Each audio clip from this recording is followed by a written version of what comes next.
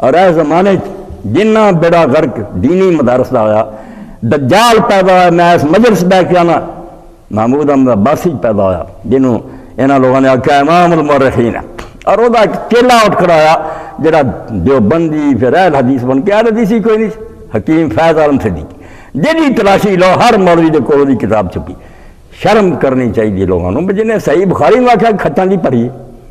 جنہیں مسلم شریف میں آکھا بکواس دا مجموعہ، تسی اس کتاب نو پڑھ دے،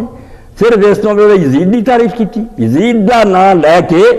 پورا زہر اتارتا دلان کہ کیڑی ہے بخاری دے اندر لکھا کہ حضرت عائشہ رضی اللہ عنہا عمر 6 سال سے، کیڑی بخاری جڑی آندی حضرت عائشہ پیچھے رہ گئی تے بتان لگا، یعنی طے شدہ گلاں امت دیاں تفسیراں پڑھیاں کہ اما تے کہن دا بکواس ہے ساری، یہ بخاری اور مسلم بکواس ہے مجموع ہے، انہوں ہضم کری نال صرف یزید بچڑا بن گیا کہ یزید نو چنگا کہی جاندہ اور یہ پردے چہلے بیت تو ہٹا کے صحیح بخاری اور صحیح مسلم تو ہٹائی جائے۔ میں تازہ نہ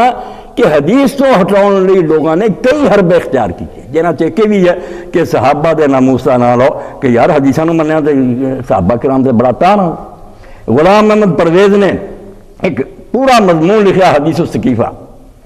کہ یہ بخاری شریف جے لکھا رسول اللہ دی وفات تو بعد صحابہ سقیفہ لڑے سے،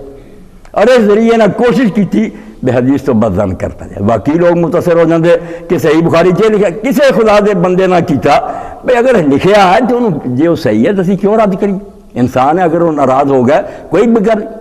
اس پاروں اگر تسی